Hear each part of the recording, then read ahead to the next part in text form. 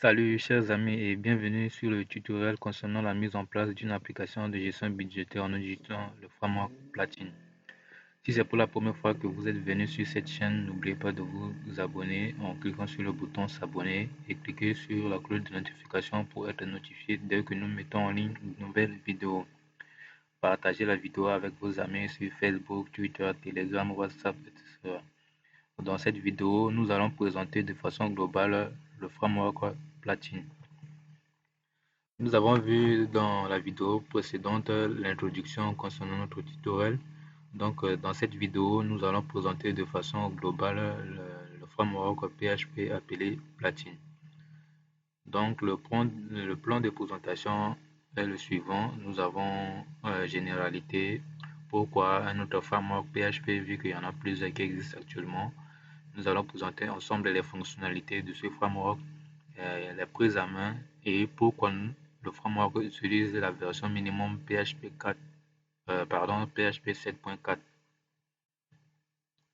Donc en généralité, nous allons voir Platine Framework, c'est juste un petit framework PHP léger qui est très performant. Déjà, même le fait d'utiliser PHP 7, ça signifie déjà que le framework sera performant, vu qu'à partir de la version 7, la performance de PHP a doublé. Donc, c'est un framework simple et élégant. Vous passez juste une heure, je dis bien une heure à l'apprendre pour faire quelque chose d'intéressant, un outil en plus des autres frameworks disponibles actuellement. Donc, Platine Framework est simple et efficace pour rendre le développement web en PHP plus puissant, à la fois en termes de performance et de flexibilité. Si vous aimez essayer quelque chose d'intéressant, je pense que vous allez l'adorer. Si vous pensez que c'est bien, vous pouvez le soutenir avec une étale sur le dépôt GitHub. Maintenant, la simplicité. La conception est simple, facile à comprendre et n'introduit pas beaucoup de couches entre vous et la bibliothèque standard. C'est-à-dire que quand vous développez avec Framework, vous ressentez que vous êtes toujours dans la programmation PHP.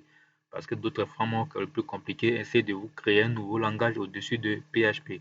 Donc l'objectif de Platine, c'est de rendre la vie simple aux développeurs web. L'objectif de ce projet est que les utilisateurs soient capables de comprendre l'ensemble du framework en une seule journée. C'est-à-dire que si vous prenez juste une heure minimum pour l'apprendre et en une seule journée, vous êtes capable de développer une application tout seul. Et il y a aussi l'élégance. Platine prend en charge le routage de style RESTful. Ceux qui ne savent pas le style RESTful, essayez d'aller sur Google et rechercher ce terme. Il n'a pas d'intercepteur invasif et fournit l'écriture d'une grammaire DSL. Ok. Le déploiement du framework est trop facile en utilisant l'outil Composer. Maintenant, nous allons répondre à la question pourquoi un autre framework PHP. Tout le monde sait qu'il existe beaucoup de frameworks PHP disponibles actuellement. Nous pouvons citer quelques-uns. Il y a le Symfony, Laravel, Fuel, PHP, Codeinator, ainsi de suite. Mais pourquoi ne pas utiliser ces frameworks et préférer créer un nouveau framework? Eh bien, Platine est créé initialement pour des propres projets personnels. Mais alors, on a décidé de le partager avec tout le monde. Et nous nous sommes aussi fatigués de tous ces frameworks PHP gonflés avec une courbe d'apprentissage abrupte qui crée un autre langage au-dessus de PHP. C'est ce que je viens de dire. Donc, les autres frameworks essaient de créer un nouveau langage au-dessus de PHP. C'est-à-dire que quand vous utilisez ces frameworks, vous vous rendez compte que c'est un autre langage à part que vous êtes en train d'utiliser, pas le PHP. L'objectif de Platine, c'est de vous euh, l'autre l'a montré les fonctionnalités, c'est-à-dire que tous les éléments utilisés par ces frameworks restent dans le cadre de PHP, c'est-à-dire qu'il ne s'agit pas de créer un nouveau langage, c'est-à-dire que si vous connaissez déjà PHP, ça ne sert à rien d'aller encore apprendre beaucoup de choses afin d'utiliser le framework. Donc celui-ci est donc plus petit, il n'est pas pléthorique et contient des bibliothèques et des fonctions et des astuces utiles et surtout, c'est toujours sacrément simple. Maintenant, nous allons citer quelques fonctionnalités de ce framework. Un framework PHP de nouvelle génération qui ne dépend pas d'autres bibliothèques. Là, c'est l'objectif premier de ce framework. Ce n'est pas dépendre d'autres bibliothèques. C'est-à-dire que plus on dépend d'autres bibliothèques, plus ça maintenant ça sera un problème, plus ça va rendre la tâche compliquée aux développeurs. Il est conçu de façon modulaire et extensible. Vous allez voir à la fin de ce tutoriel, vous vous rendez compte que le framework ouvert est très modulaire et extensible. C'est-à-dire que c'est facile d'étendre en ajoutant de nouvelles fonctionnalités ou bien de modifier ce qui existe, ainsi de suite. Et l'apprentissage est aussi simple. Là, le mot simple va apparaître plusieurs fois dans ce document. La conception de routage de style RESTful, c'est-à-dire que dans le tutoriel, vous allez voir comment on va créer des routes. Ça sera simple et facile à comprendre. Et il supporte aussi la notion de prise en charge du moteur des modèles, c'est-à-dire que la partie View va utiliser l'outil, le template développé par le Platinum Framework que vous allez adorer. Et le framework est trop performant. Comme je disais, PHP 7, à partir de la version PHP 7, la performance de PHP a doublé, vu que le team a recréé le langage PHP afin de faciliter la performance. Donc, si vous essayez de comparer la version 5, de 4 jusqu'à 5, avec la version 7, vous vous rendez compte que la performance est vraiment améliorée. Donc, avec plus les notions utilisées dans Platine, la performance est vraiment euh, un truc très bon pour ce framework. Et il supporte aussi la notion des API, c'est-à-dire que vous pouvez utiliser Platine pour créer des web services. Et il y a des techniques utilisées pour se protéger contre les attaques de type cross-site request forgery et cross-site scripting. Donc, ce framework fournit ces fonctionnalités-là. Il supporte aussi la gestion des sessions, les authentifications et les autorisations. Tout ça, c'est intégré dans le framework. Il prend aussi en charge les extensions et plugins. C'est-à-dire que le fait d'utiliser Composer, vous pouvez utiliser d'autres plugins ou extensions disponibles en ligne dans votre projet. Il est intégré, il est venu avec une variété de middleware couramment utilisés. Ok. Il supporte aussi la gestion de la sortie JSON. Tout le monde le sait, c'est quoi le format JSON. Si vous voulez avoir plus de détails, merci d'aller sur Internet et chercher. Et la version minimum qui est supportée par ce framework est le PHP 7.4. On va voir pourquoi on a choisi cette version. Et il supporte aussi la génération des fichiers PDF. Tout le monde le sait, c'est difficile d'avoir une application qui ne permet pas de générer un fichier PDF. Donc, le framework est pensé à ça et est intégré directement dans le framework. Aussi, la gestion des modèles de documents Office. Ça veut dire que cette partie, je crois que dans ce tutoriel, nous n'allons pas voir ça, mais dans d'autres vidéos, nous allons essayer de vous montrer comment gérer un template de document. C'est-à-dire que vous créez une application et vous laissez le mail au client de créer ce qu'on appelle un modèle de document et avec des variables dynamiques qui vont être changées dynamiquement lors de génération de ce document. Donc cette partie est gérée par le Platinum Framework. Maintenant, nous allons voir quelque chose qui est les spécificités de ce framework, c'est-à-dire que la prise en main. La première des choses à comprendre est très capitale, c'est la notion des conteneurs. Je crois que la majorité des gens ne savent pas ce qu'on appelle un conteneur, ou bien parfois d'autres appellent ça les injections, les dépendances, ainsi de suite. Mais nous allons voir ça avec un exemple du début jusqu'à la fin, afin de vous permettre de vous comprendre. Et ce que je vais vous dire, c'est cette partie est vraiment capitale. Le framework lui-même utilise en interne les notions de conteneurs. C'est la partie puissante de ce framework. Donc, c'est quoi un conteneur? Tout simplement, un conteneur, c'est juste un outil puissant pour gérer les dépendances de classe. OK? Et effectuer l'injection de dépendances. C'est quoi l'injection de dépendances? L'injection de dépendance, c'est juste une expression qui signifie essentiellement les dépendances de classe sont injectées dans la classe, soit via le constructeur, c'est-à-dire que la majorité des cas, ou bien dans certains cas, des méthodes appelées setter. OK? Donc, un conteneur, une injection de dépendance, c'est quoi? Tout le monde sait qu'en programmation orientée objet, une classe dépend forcément d'une autre classe. OK? Mais comment gérer la dépendance de cette classe-là? OK? C'est grâce au conteneur, il permet de nous faciliter cette tâche-là. Donc, afin de vous montrer l'avantage d'utilisation d'un conteneur, nous allons voir un exemple simple comment résoudre un problème actuel. Je crois que la majorité des développeurs ne savent pas ça. Nous allons voir un exemple simple avec la notion d'un développeur appelé Bob qui est employé en tant que stagiaire. Et la tâche qu'on l'a remis, qu'on l'a donné, est de mettre en place le module de gestion de commandes pour le site e-commerce. C'est-à-dire que tout le monde, avant, à la fin de l'année universitaire, on est appelé à effectuer un stage au sein d'une entreprise. Donc, l'exemple de Bob ici, sa première tâche au sein de cette entreprise, c'est de créer gérer, ça veut dire que le module de gestion de commande. Donc, nous allons voir comment Bob va s'y prendre et comment on va résoudre le problème là jusqu'à la fin. Alice, qui est le chef du projet, et c'est un senior développeur, c'est-à-dire quelqu'un qui a vraiment des connaissances avancées, et c'est elle qui est chargée d'encadrer Bob pour son stage. Donc, maintenant, une fois que Bob a cette tâche-là, pour lui, au début, il pense que cette tâche, c'est vraiment facile. Ça, tout le monde le sait, comment gérer une commande. On commence par placer la commande dans le panier et à la fin, si le client décide de passer à la caisse, alors on récupère ce qui est enregistré en commande, ainsi de suite. Donc, voilà ce que Bob a fait pour la première fois. Comme il vient de l'école, forcément, il y a certaines notions qu'il n'a pas bien maîtrisées. Tout le monde est passé par là. Il y a des choses qu'on fait, ça marche, oui, mais il y a certaines notions qu'on n'a pas bien respecté ça. Donc, l'exemple ici, Bob a créé une classe appelée Order Handle. Et dans cette classe-là, j'espère qu'il y a d'autres méthodes ou bien des attributs, mais là, je préfère juste faire que ça soit simple. Donc, il a créé une fonction place order qui permet de gérer la commande. Ici, en commentaire, j'ai mis la liste des tâches que Bob a fait dans cette méthode. Bien que ce code est vide, mais je voulais juste montrer l'exemple comment Bob a implémenté cette classe. Donc, dans cette méthode-là, il va gérer le panier, ouvrir la connexion à la base de données parce il faut avancer les données en base, récupérer les produits, enregistrer la commande, envoyer un mail au client. OK? Donc, dans l'exemple ici, on avait mis le problème de responsabilité unique. La responsabilité unique, c'est quoi? C'est le fait qu'une classe ou bien une méthode fait beaucoup de tâches à la fois. Et c'est l'exemple que Bob a implémenté ici. Vous voyez, Place Order a fait au moins 5 choses à la fois. Et ça, ce n'est pas bien. La règle de responsabilité unique, c'est quoi? C'est une méthode ne fait qu'une une seule chose à la fois. Ça veut dire que c'est quoi?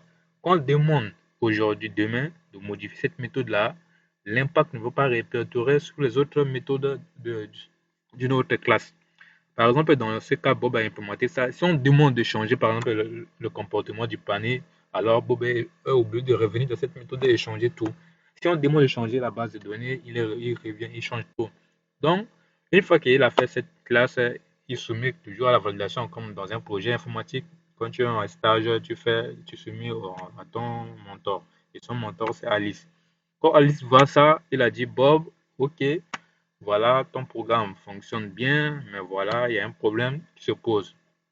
Tu as mis beaucoup de fonctionnalités dans cette méthode. Donc, il faut essayer de factoriser cette classe-là. Donc, pour factoriser, c'est quoi? Alice lui donne des directives. Ça veut dire que si tu vois que les fonctions que tu utilises, par exemple, pour gérer une panier est trop complexe, la première des choix, soit tu crées une méthode dans la classe elle-même qui fait cette tâche, ou bien pour mieux gérer ça, c'est mieux de créer une classe à part qui permet de gérer le panier. Ainsi de suite pour le reste des fonctionnalités. Donc voilà ce que Bob avait fait pour pouvoir gérer ce que Alice lui a demandé. Donc il est obligé de sortir toutes les fonctionnalités dupliquées, qui se trouvent dans la méthode place order en une classe. Donc, il va créer les classes order, car handles, database, product info, order persistent, send, order mail. Ça veut dire que pour envoyer la notification. OK? Donc maintenant, une fois qu'il a fait ça, il va changer sa méthode. Comme on vient de dire, on dit que voilà, maintenant tout est bon, il peut maintenant décider d'améliorer un peu. Et voilà, il a changé tout. Au lieu de faire tout ça dans une là, il a créé une classe. Maintenant, dans la méthode, maintenant, il va remplacer gestion des paniers. Là, tout le monde le sait, une classe a déjà géré le panier. Donc, il fait que créer l'instance de chaque classe en question et à la fin. Et maintenant, il va resoumettre ça auprès de son mentor comme d'habitude.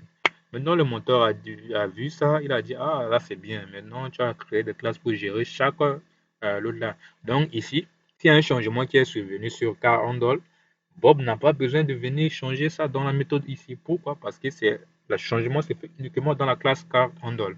Pareil pour database, product info, order persist, ainsi de suite. Ok? Donc là, Bob a fait un petit progrès sur ce niveau, mais là, il y a un petit problème. Dans le titre, on a dit problème d'injection des dépendances. Au fait, le problème ici, c'est quoi?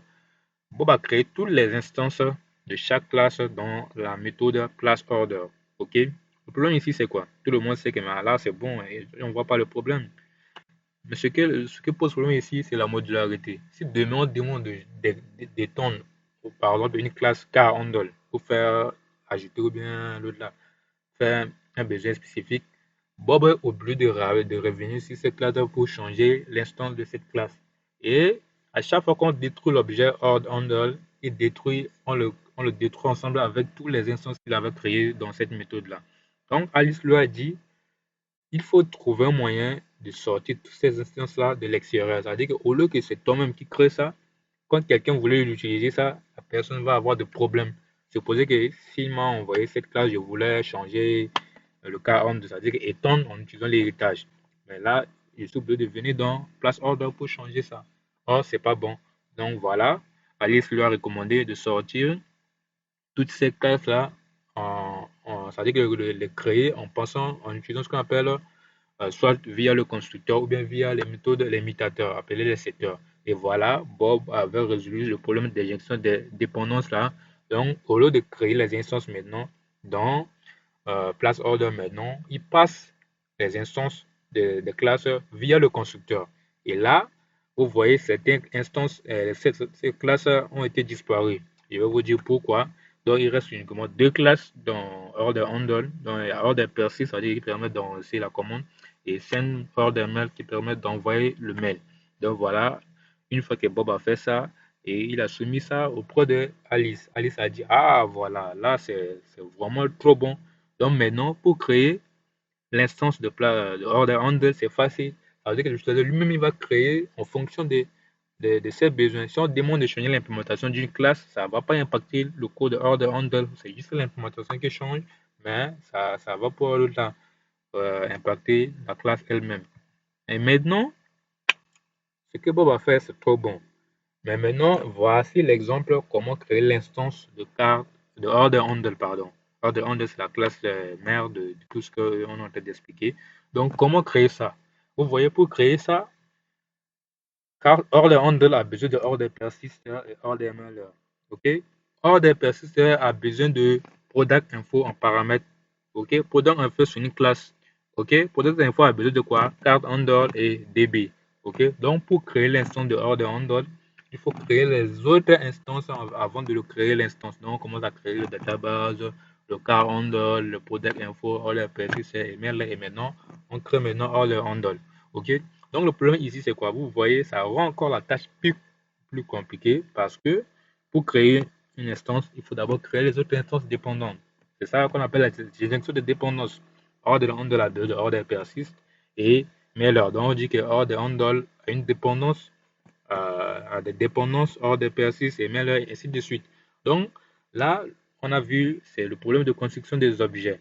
Et c'est à ce niveau-là que nous allons voir les notions des conteneurs, comment le conteneur va nous résoudre ce problème. Donc, un conteneur, c'est juste une simple classe qui permet d'enregistrer l'instance des autres et les dépendances des autres classes. OK? Généralement, une classe conteneur à ce petit format, là, je n'ai pas mis tous les détails, mais généralement, c'est l'exemple que j'ai donné. Donc, on a une méthode set qui permet de définir les classes, les dépendances, et on a une méthode get qui permet de récupérer cette dépendance-là. OK? Donc, le set email, l'ID, ça veut dire que généralement, c'est le nom de la classe que nous voulons résoudre, ça veut dire que créer la dépendance. Et le fn, c'est une fonction. Pour ceux qui le savent, le clôture qui a un format, par exemple, de fonction, de conteneur en paramètres, et puis ainsi de suite. Et on met l'instance là dans l'attribut privé. Et le get là qui permet de récupérer l'instance déjà créée pour la classe patient en paramètres. OK? Donc, pour Bob, maintenant, une fois que le conteneur était créé, qu'est-ce que Bob va faire? Il va maintenant configurer cette conteneur. C'est-à-dire qu'avec les dépendances que sa classe a besoin. Donc, nous allons voir, vous voyez, configuration, c'est une seule fois. OK? Donc, on va créer l'instance de conteneur. Alors, on va le définir. On dit, voilà, conteneur. Si on demande l'instance d'une classe database, OK? Donc, voilà ce que tu vas faire. Donc, tu vas construire ta base. OK? L'instance de la classe de la base de données. Donc, retourne, neo, ainsi de suite. OK? Pareil pour les autres classes, ainsi de suite, ainsi de suite, ainsi de suite. Donc, à la fin, maintenant, une fois que la configuration a été effectuée, maintenant, comment Alice ou bien l'utilisateur de la classe va l'utiliser? Il suffit juste de faire appel à un conteneur. Il dit, voilà, Je voulais que tu me donnes l'instance de cette classe-là, order handle, et le conteneur, vu qu'il est déjà configuré, il sait comment construire l'instance d'une classe order handle. Et une fois que c'est fait, maintenant, on fait juste appel à la méthode que nous voulons appeler. Donc voilà l'avantage premier de l'utilisation d'un conteneur. Il permet de construire des objets et à nous maintenant d'utiliser une seule fois. Donc, si on nous demande de changer une implémentation, il suffit juste d'aller dans le conteneur, changer l'implémentation sans pourtant impacter le reste du code. OK? Donc, pour finir sur les conteneurs, nous allons voir les avantages d'utilisation du conteneur. Premier avantage, il permet de résoudre les dépendances des classes. Ça, c'est ce que nous venons de voir. Nous venons des classes à des dépendances. Ce n'est pas nous de créer les objets, mais c'est le conteneur qui va les créer pour nous. Quand on appelle ça la règle de Holloway, ne nous appelez pas, mais c'est nous qui va vous appeler. OK? Maintenant, on a aussi la gestion centralisée de configuration. C'est-à-dire qu'on configure le conteneur dans un endroit unique. Nous allons voir après. Et on va l'utiliser n'importe où que nous voulons. OK? Le troisième avantage, c'est qu'on peut changer l'implémentation à une seule ligne de code. C'est-à-dire que si on décide de changer l'implémentation d'une classe, ce n'est pas dans les codes qu'on va partir changer ça, mais c'est dans le conteneur.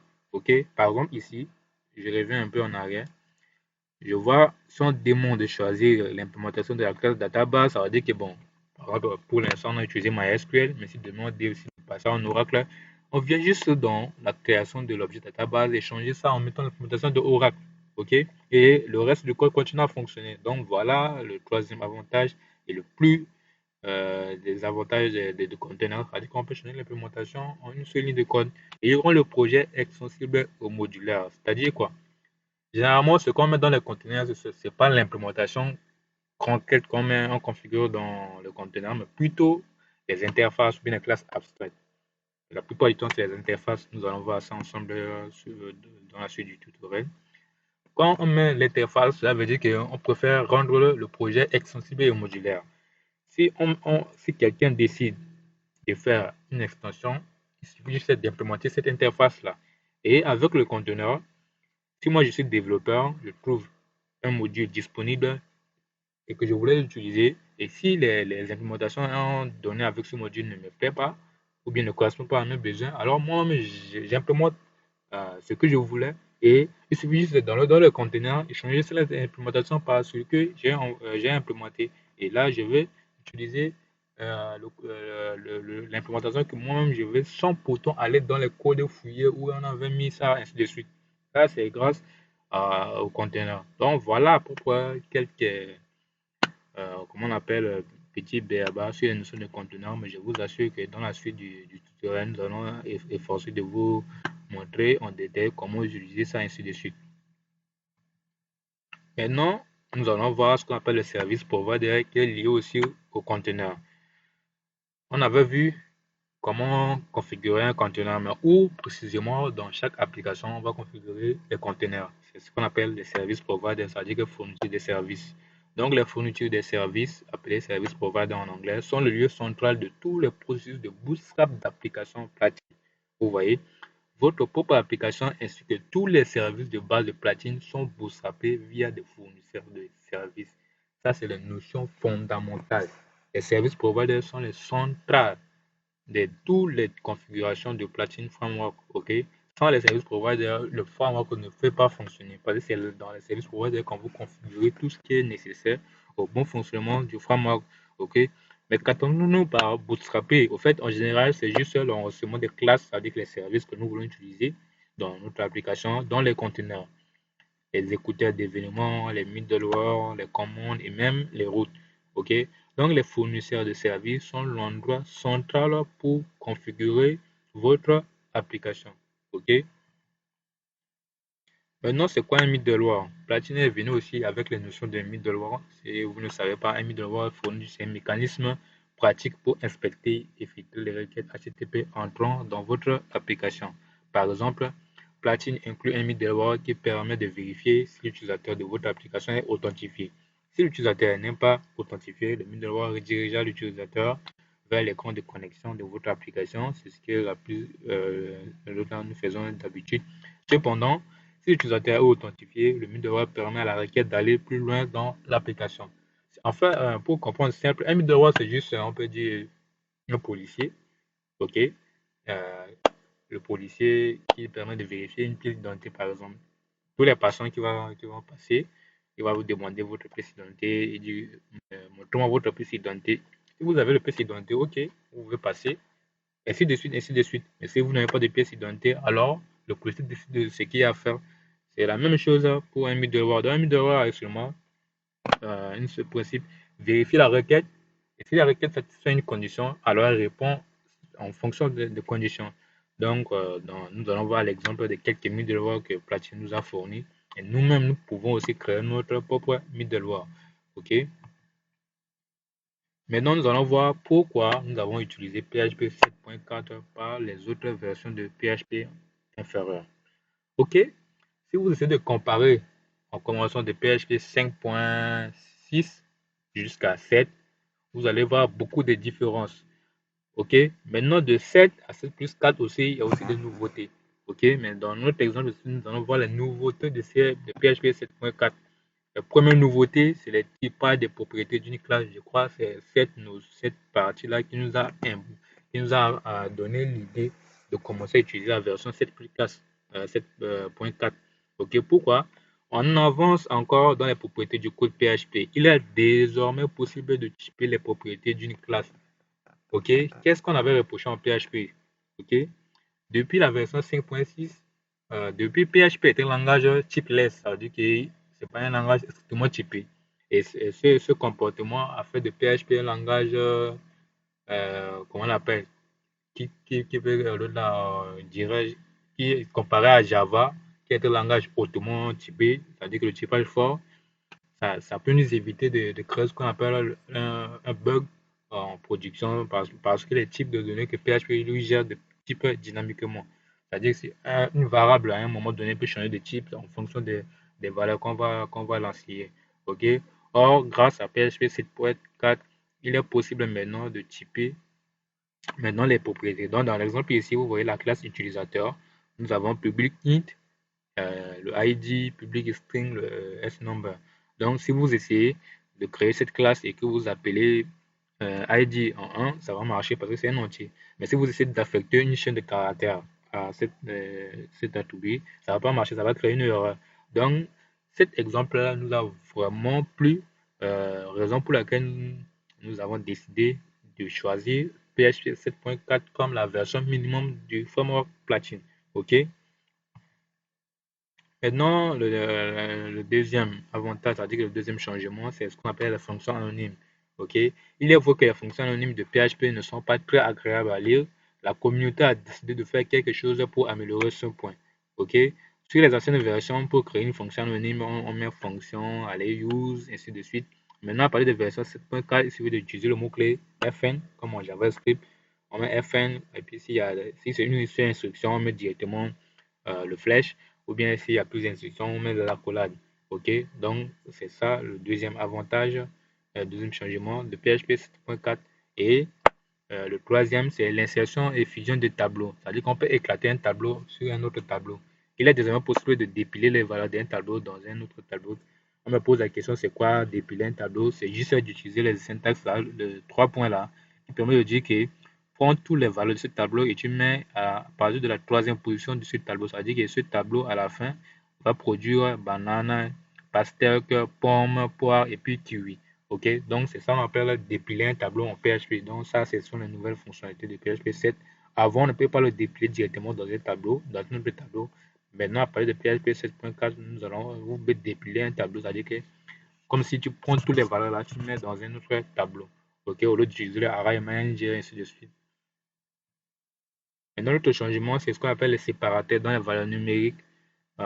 Lorsqu'on manipule des valeurs numériques, il n'est pas forcément simple de lire de gros nombres. Avec la dernière version de PHP, il est possible d'utiliser ce caractère, c'est-à-dire que le underscore 8-8, pour marquer des séparateurs. Ce caractère n'est pas pris en compte par PHP. Par exemple, la valeur 10 millions est transformée en 10 millions lorsque PHP interprète votre code. OK? Donc, ce caractère permet juste de rendre le code lisible avec les chiffres. Tout le monde sait que plus les chiffres commencent à augmenter, parfois c'est difficile à lire lorsqu'on ne met pas de séparateurs. Donc, grâce à ce caractère, vous pouvez séparer ça. Donc, quand quelqu'un lit vos codes, c'est facile pour lui de savoir, voilà, c'est 10 millions rapidement, ainsi de suite. Donc, c'est l'un des changements de PHP 7.4. L'autre changement, c'est l'opérateur d'assignation classe nul. La version 7 de PHP intègre déjà l'opérateur double point d'interrogation. Celui-ci est très utile lorsque vous voulez récupérer les données tout en prévoyant des valeurs par défaut. L'exemple ici illustre cela. Avant, dans PHP 7, si vous voulez récupérer la valeur de ville dans poste, il suffit juste de mettre poste, ville, double point d'interrogation et puis lion. Cela veut dire que si la poste ville n'existe pas, alors la valeur par défaut sera lion. OK? Or, avec la nouvelle version de PHP, vous pouvez utiliser ce qu'on appelle le double point d'interrogation égal et équivalent à l'instruction, la première instruction. Donc, au lieu de faire false qui est égal à i7, poste de ville, alors est-ce que maintenant ça, avec une seule ligne de code, vous permet de résoudre ce problème. OK? Donc, au lieu de faire poste la ville, deux points d'interrogation liant, alors il suffit juste de faire poste ville double point égal liant. Cela veut dire que si la clé ville n'existe pas ou bien c'est nul, alors affectez poste la valeur lion. OK, donc voilà l'un des avantages de PHP 7.4. Maintenant, le plus important, c'est la notion de typage de retour convariant. Attention aux petits mollo cérébral. Si vous n'êtes pas fan de la gestion des classes de l'héritage, je crois que ce mot vous n'avez pas encore entendu parler. Au fait, le fait c'est quoi? Le type de retour convariant, ça veut dire quoi? Ça veut dire que quand vous héritez une classe, vous pouvez retourner un sous-type de cette classe. OK? L'exemple ici, c'est quoi? Vous voyez, il y a une classe voiture. OK? Et il y a une classe sport, c'est-à-dire que voiture de sport qui étend la voiture. OK? Maintenant, une classe consommateur. Dans classe consommateur, on a public fonction achat qui retourne une voiture. OK? Mais si nous voulons créer une classe qui étend consommateur, on peut toutefois retourner une sous-classe de sport. OK? Avant la version avant de PHP, vous devez retourner uniquement voiture. Or, avec 7.4, vous avez la possibilité, pardon, de retourner une sous-classe de la classe parent. OK? Donc, sportif qui étant consommateur, cette classe peut retourner sport. Pourquoi? Parce que sport, c'est une sous-classe de voiture. Donc, là, PHP 7.4 accepte. Or, dans les anciennes versions de PHP, si vous essayez de faire ça, alors il va vous dire que le type de déclaration de sportif achat doit correspondre à la déclaration de consommateur achat. Ça veut dire que vous devez retourner obligatoirement la classe voiture au lieu de retourner une sous-classe. Donc voilà l'avantage de ce changement. Voilà, chers amis, la partie concernant la présentation du framework. Donc rendez-vous pour la prochaine vidéo.